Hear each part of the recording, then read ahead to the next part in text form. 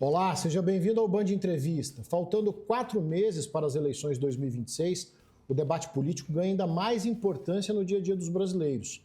Em um cenário marcado por polarização, redes sociais, desinformação e disputas cada vez mais acirradas, o jornalismo profissional e a análise política responsável passa a ter um papel fundamental para ajudar o eleitor a compreender o que está em jogo. E é justamente com esse objetivo que a Band Triângulo reforça sua cobertura eleitoral em 2026. A partir de junho, semana que vem, o jornalismo da emissora passa a contar com a participação de um dos nomes mais conhecidos da cobertura política regional, o jornalista Adelino Júnior, do Regionalzão, e é com ele que nós conversamos hoje. Adelino, seja muito bem-vindo, prazer te receber aqui no nosso Band Entrevista. Muito obrigado, o prazer é meu, nessa emissora tão prestigiada, um jornalista tão prestigiado, fazer parte do time, para mim, é muito importante para o Regionalzão. Tamo junto. E é um momento muito importante, né, Adelino? A gente está falando da tradição da cobertura eleitoral do Grupo Bandeirantes e a tradição e a credibilidade do Regionalzão quando a gente fala de política em Uberlândia, Minas Gerais e no Brasil. É um grande desafio, porque, afinal de contas, imagina você fazer política hoje em dia sem tomar lado, é muito difícil. E hoje em dia não tem só dois lados, né? Não tem o lado da esquerda nem só o da direita. Agora tem um lado do centrão. Se você se posicionar também como um isentão, você é criticado. Então é um desafio danado. São 3 lados. Eu acho que vou além. Eu acho que tem um lado ainda das redes sociais, né? Que todo mundo tem uma opinião formada e todo mundo consegue emitir todo mundo sabe real. Então ela é muito, ela diverge muito, né? E ao mesmo tempo dá voz para todos. Antes da gente falar do cenário político, eu queria começar pela sua trajetória, né? Como é que nasceu a sua relação com o jornalismo político, esse trabalho que você já desenvolve há tantos anos? A gente começou um portal de notícias em 2010. Em 2010 eu estava dentro da redação da Rádio Cancela. Olha só, grande Grupo Cancela. Grupo Cancela de Comunicação. Uhum. E aí existia uma demanda para portais de notícia naquela época. E aí a gente começou a trabalhar, na época, no Pontal em Foco.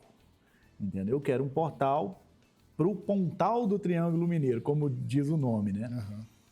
E depois disso, dentro da redação da Rádio Cancela, com toda a liberdade do Ricardo Alves na época, a gente começou a entender cada vez mais como é que funcionava isso. Como é que funcionava a dinâmica da informação, principalmente no mercado, digamos assim, mercado político, né? Que é um nicho. Então, nós temos lá o nicho policial, nós temos a economia, o agro. São as várias linhas editoriais, várias linhas. Né? Eu me apego e sou apaixonado pela política porque eu entendo muito bem como é que funciona a vaidadezinha do político, como é que ele se sente. Nós fizemos, inclusive, um curso, o Eloy está acompanhando a gente, meu sócio há 20 anos, então assim, nós fizemos um curso em 2020, antes da pandemia, exatamente para falar com o político. E a gente descobriu que o político ficava 5 dias, de 3 a 5 dias, preocupado com quem fez um comentário ruim sobre ele. Mas ele não tinha capacidade de analisar se aquele comentário era verdade ou não, se fazia sentido ou não. Ele ficava preocupado com o prazo de validade ali. Não, presta atenção. Quem comentou é filho de quem? É filho de quem? Trabalhou onde? Ainda mais em Minas Gerais. Trabalhou onde? É filho de quem? Ex-funcionário de quem? E quem mandou? Quem mandou falar isso? E o fato que às vezes era uma coisa tão simples de se resolver, a gente fez inclusive um treinamento sobre isso na época, falando, gente, esqueçam dos comentários, entendeu? E aí, em 2020 veio a pandemia, entendeu? Acabou todos os patrocinadores, os anunciantes, e aí temos que pular. E aí a gente veio para Uberlândia, sabíamos que a região era como se fosse um estado. Imagina só, Triângulo Mineiro é como se fosse um estado. Nós temos a nossa capital, que é Uberlândia, temos Já Uberaba. tivemos aí campanhas de emancipação. Inclusive, né? faz muito sentido, né? Porque Saudoso Chico Humberto. Exatamente, faz sentido essa questão de transformar o Triângulo Mineiro no estado, porque a gente inclusive fez uma matéria sobre isso, já vou fazer logo a primeira análise para vocês aqui. Ó. Triângulo Mineiro, tirando a região metropolitana de Minas Gerais, é a região do estado que menos recebe emenda parlamentar por cabeça. Por quê? Representatividade. E nós somos a segunda região que mais manda dinheiro para BH, entendeu? Ou, se não for a mais, né, tirando a metropolitana. Então... O mesmo caminho de ida não é o mesmo de volta. Não é o de volta, exatamente. Questão de deputado que a gente tem aqui, de parlamentar, e a gente ainda sofre isso numa cidade do tamanho de Uberlândia, numa região desse tamanho. Mas, enfim, voltando à história do regionalzão. Precisávamos de um portal Sim. que entendesse que a região era como se fosse um estado. Tudo aqui. A maioria do povo aqui nem BH conhece. Eu vou BH porque eu sou obrigado, mas tudo se resolve aqui. Foi isso que consolidou o regionalzão? Exatamente. Essa visão? Exatamente. Tratar o Triângulo Mineiro como uma região. Quando o Simões vem aqui, quando o Zema vem aqui, quando o Lula vem aqui, ele tem que entender que aqui é diferente. Aqui é diferente. Esse é um dos nossos pilares. É entender que sim, nós somos bairristas. E eu costumo falar, o berlandino é pior do que o berlandense, entendeu? É muito mais bairrista do que o berlandense. Então, eu sou um cara do Triângulo Mineiro e defendo aqui até a morte. E daí, isso vem consolidando o regionalzão, principalmente na área da política, quando a gente traz esse olhar diferente, entendeu, dos demais. Adelina, agora a informação ela circula muito rápido, né? Principalmente em rede social, né? O que mudou no consumo do conteúdo político nos últimos anos? Você está falando dessa ampla experiência. Que mudança é essa que você percebe no dia a dia, nos dias de hoje? O caos. O caos se instaura muito mais rápido, não tem nem comparação. É igual pólvora. Todo mundo tem opinião. Rastro de pólvora. Todo mundo tem opinião de tudo, de todo assunto, todo mundo é especialista em tudo. Então, assim, é um grande desafio, porque você é a mesma pessoa, mas você tem momentos diferentes do seu dia. E aí que está o desafio da comunicação. Se você faz uma comunicação, se o Adelino faz uma análise política para o Instagram, ela tem que ser com uma pegada, pensando no Bagnete que está no Instagram, pensando no nosso querido telespectador que está no Instagram. Porque na hora que ele está na televisão aqui vendo eu e você, ele está com outro clima. Ele não está no clima do Instagram. Quando ele está no Google, quando ele está no regionalzão, ele está em outro clima. Então, o principal desafio do jornalismo, principalmente político, que muita gente trata como sendo uma coisa chata, e do jeito que conta um negócio fica chato mesmo, entendeu? É esse. Mas como é que as pessoas têm consumido a informação política? Mais racional ou mais emocional? Emocional. A gente está falando de uma diversidade, dos vários momentos ao longo do dia. Quem consome o noticiário político é racional ou é emocional? Aí é o que eu estou falando, depende. O usuário do Instagram, ele é emocional. O usuário da coluna Poder do Regionalzão, ele vai ler o conteúdo. Ele é obrigado a pensar, senão ele não consome. Ele não vai ler. Você vai ler uma coisa que você não gosta? De jeito nenhum. Entendeu? Então, o cara, isso depende do público e do momento. No Instagram é emocional. Totalmente emocional. Você lê, discorda, comenta e põe fogo no mundo. Nos portais de notícia, não estou só falando do regionalzão, nos portais de notícia, na televisão, é completamente diferente. Adeline, e eu vou além, se me permite, nessa análise Claro. que a gente está fazendo do consumo mesmo da informação política. Em um ano eleitoral, estamos a 4 meses das eleições de 2026, ainda tem a fake news, né? Ainda tem a tecnologia, a gente talvez pode falar da inteligência artificial, que é usada para fazer uma contra-informação, uma desinformação. Como tratar o noticiário político em tempos de fake news, em tempos de inteligência artificial sendo mal utilizada? O maior desafio. Eu lembrei do meu pai. Meu pai fala assim, fake news é a mesma mentira? É, a mesma mentira. É exatamente isso. É a mesma mentira. É um baita desafio, entendeu? Principalmente quando você tem o desafio dos idosos, que tem mais facilidade a acreditar em inteligência artificial, quando você tem a polarização, que propõe isso o tempo todo. Quando eu digo propõe, é o seguinte: não é você fazer a fake news, é você querer acreditar naquilo, entendeu? Você olha aquela notícia e você fala, gente, podia ser verdade mesmo. E já sai esparramando, e aquilo vira uma verdade na cabeça do cidadão. Então, você espalha, você é um espalhador de fake news que você não criou baseado no que você queria que fosse. Uma mentira repetida 1000 vezes, ela se torna uma verdade. Se torna uma verdade. E é um baita de um desafio nosso do jornalismo, meu, seu, de todo mundo e principalmente de quem consome jornalismo. Entendeu? Por exemplo, eu tenho os meus jornalistas que eu falo, cara, esses caras aqui são muito bons. Eu tenho que acompanhar esses caras aqui, eu tenho que acompanhar o Pedro Doria, eu tenho uma lista de gente boa. Entendeu? Que eu falo, não, esse cara aqui, eu consigo tirar alguma coisa dele. Então, assim, eu tô citando o Pedro, mas tem inúmeros jornalistas que a gente pode falar. E quando eu falo para analisar mesmo, são caras que estão em esferas diferentes, né? Fantásticos. O desafio é nosso, todos os dias. Desmentir fake news, mostrar o outro lado e, principalmente, o outro lado muitas vezes não é legal, não é o que você gosta de ouvir.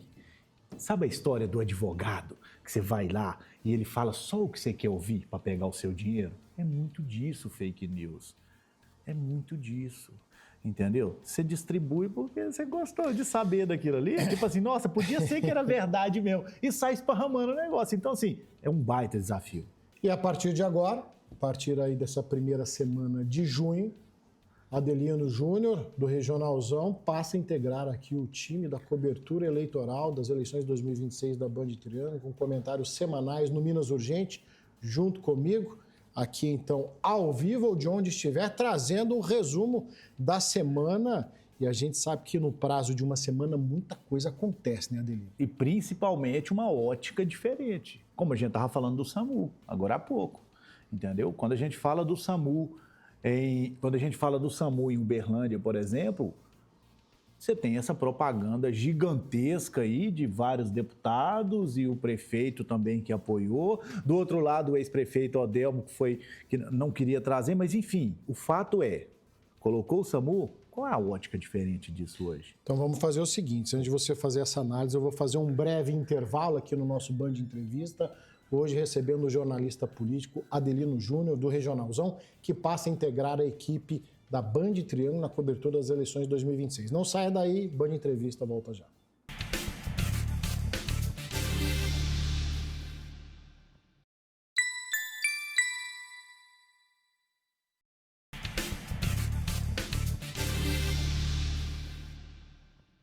Band Entrevista de volta, hoje recebendo o jornalista político Adelino Júnior, do Regionalzão, que a partir de agora faz parte aqui da cobertura das eleições de 2026 do Grupo Bandeirantes, da Band Triângulo. Mais uma vez, o prazer te receber aqui, viu, Adelino? Mas vamos falar de política, que é o que interessa. No bloco anterior, a gente já tocou aqui na política local, falando de Uberlândia, presença do ministro da Saúde, SAMU começando a operar na cidade de Uberlândia. Uberlândia, a única cidade brasileira com mais de 200 mil habitantes que não tinha o SAMU em funcionamento.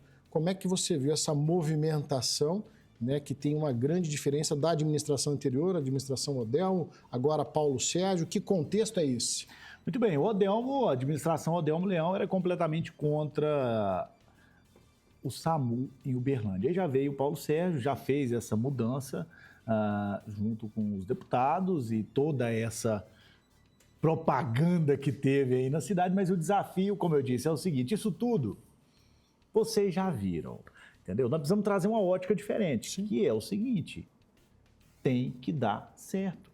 O SAMU não tem opção de variar em Uberlândia, sabe por quê? Porque criou-se essa propaganda, essa expectativa. E isso é muito importante, porque na hora que você, Deus o livre, precisar ligar para o SAMU, você quer que chegue? Sim. E é na hora. Não é daqui a pouco, não. Tem que funcionar. Porque se não funcionar, igual tem estados que tem problema, e aí já eu não vou entrar no mérito do problema, mas tem que funcionar. Hoje, o SAMU em Uberlândia, diferente de todas as outras cidades do Brasil, ele é obrigado a funcionar. Ah, mas é tripartite, tem a obrigação do Estado, da União. o povo não quer nem saber. Você que está em casa, na hora que você liga para o telefone, você não vai falar assim, mas era tripartite, agora é tripartite, não era tripartite, era o Odelmo, não tinha. Queremos que funcione. O povo precisa que funcione. Não quer saber quem paga a conta. Não quer saber quem paga a conta. Se o dinheiro vem do governo federal, estadual ou do município. Exatamente, porque se não der certo, eu acredito que vai dar certo. Dá certo em vários pontos do Brasil, mas o que eu digo é, aqui em Uberlândia não tem opção de dar certo, se tudo der certo. Agora, precisa dar certo. Delina, agora você esteve lá no lançamento do SAMU, o que chama a atenção era o palanque que foi formado ali, né? A gente tinha, lógico, o prefeito Paulo Sérgio, o atual secretário de saúde, mas a gente tinha o ex-prefeito Gilmar Machado, tinha deputados do PT, deputado estadual, deputado federal, era um palanque assim muito misto. E lógico que tem um viés político nisso tudo. Como é que você analisou aí aquelas figuras ali, aquele circo que foi montado no estacionamento do Teatro Municipal? Política é interessante, né? E é previsível, né? É um evento completamente previsível. O desafio do início da semana que a gente levantou era o seguinte: se o Lula vem, será que o Paulo Sérgio vai? Porque, afinal de contas, é um evento institucional. Sim. Ou não. Em ano político, eu acho que não tem muito essa questão institucional, não. Mas eu acredito que se o Lula vem, o Paulo Sérgio iria do mesmo jeito. É um projeto... Paulo Sérgio já falou que anda de mão dada com quem trouxer benefícios para o Uberlândia, independentemente de partido. Exatamente. Né? Então, ele vai mantendo essa palavra dele. Tinha deputado de tudo que é jeito lá. O prefeito de Passos, com 5, 6 vereadores... Andou longe, hein? De Passos... Estava aqui 500 quilômetros de distância. Você pergunta dele o que esse povo estava fazendo. Não sei, entendeu? Acredito que tenha vindo buscar um ônibus, alguma coisa assim, da saúde. Mas é interessante como funciona isso e o quanto é importante receber um ministro da saúde, né? A expectativa da vinda do Lula era... Imagina só, isso ia ser um caos no bastidor político. Antes da gente falar de governo de Minas, já que a gente está analisando a política em Uberlândia, vamos dar uma passadinha na Câmara Municipal. O presidente da Câmara esteve conosco aqui nesse programa falando que dos 27 vereadores, pelo menos 10 devem sair aí candidato a deputado estadual, deputado federal. Como é que você vê essa andança dos vereadores aqui, mirando Belo Horizonte e Brasília? Eu sou bem crítico com alguns pontos, mas quando eu acho que eu tenho que elogiar, eu tenho que elogiar. O Zezinho Mendonça fez um projeto de lei impedindo que... Zezinho Mendonça, para você que está acompanhando, é o presidente da Câmara de Uberlândia. Fez um projeto impedindo as reuniões online, que os parlamentares participassem online. Por quê? Imagina só, no período eleitoral, o tanto de vereador que quer ser deputado, imagina esse povo viajando, assim, o estado de Minas inteiro pedindo voto e deixando Uberlândia para lá. De trabalhar que é bom? E trabalhar que é bom, não, a gente faz online. Quando der, a gente faz. Então, assim, nessa daí eu corri junto com o Zezinho Mendonça, falei, não, tá certo, projeto certo. Com relação à Câmara Municipal dos Vereadores de Uberlândia, no mês retrasado, teve o projeto lá que veio a público da Taylor Swift, mas isso é detalhe, dia do queijo. Gente, isso não é novidade na Câmara de Uberlândia. A novidade nós da imprensa fizemos o trabalho de divulgação, mostramos que aquilo é muito esquisito, que o povo não quer saber negócio de Taylor Swift, explicamos isso para a sociedade, a Câmara dos Vereadores entendeu e no mês passado não teve nenhum projeto idiota desse. Projeto de dia do queijo, projeto dia do queijo, que é Minas Gerais, que é dia do queijo, todo dia é dia do queijo aqui. Vira e mexe tem uma bobagem lá. Mas todo dia é dia do queijo. Enfim, resultado do trabalho da imprensa. Meu, seu, de todo mundo que tem que falar, nós precisamos falar, mostrar que está revoltado. No mês passado, não teve nada disso. Tudo que foi discutido na Câmara Municipal dos Vereadores de Uberlândia vocês podem concordar ou discordar com o que foi discutido, mas foi tudo de Uberlândia. E tem que colocar o dedo nessa ferida. Vamos falar de governo de Minas, estamos aí às vésperas de uma eleição. O governador Zema deixa o cargo de olho na presidência da República, o vice Matheus Simões assume já fazendo uma peregrinação no estado, falando de um gabinete itinerante, ou ele está fazendo política tete a tete? Ele está fazendo campanha, sem dúvida nenhuma. Entendeu? O governador Matheus Simões está fazendo campanha, tem um desafio, porque ele não se mexe nas pesquisas de jeito nenhum. É pesquisa, ele está indo assim bem devagarzinho mesmo, mas o cenário do Matheus Simões é bem parecido com o cenário do Paulo Sérgio. A diferença é a transferência do Adelmo, que era muito maior que a transferência do Zema. Mas como eu falo que o cenário é parecido, porque nesse momento em Minas Gerais a gente só tem um candidato, só o Simões. Todo o resto é barulho. O Cleitinho vai, não vai, às vezes eu vou e tal, peraí e tal. É candidato? O bastidor fala para mim que o Cleitinho é candidato. Assessores próprios, perto dele, próximos, prefeitos da região que ele liga, entendeu? O Buchicho fala que o Cleitinho é candidato. Calil mas até vem? agora vem.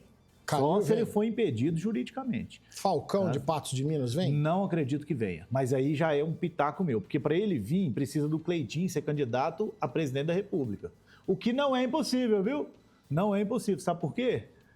Porque esse derretimento aí que a gente vai falar mais para frente do Flávio Bolsonaro pode acontecer. Ex-presidente do Senado vem? Pacheco? Pacheco, Rodrigo Pacheco. Não, esse é água de salsicha, não vai vir não.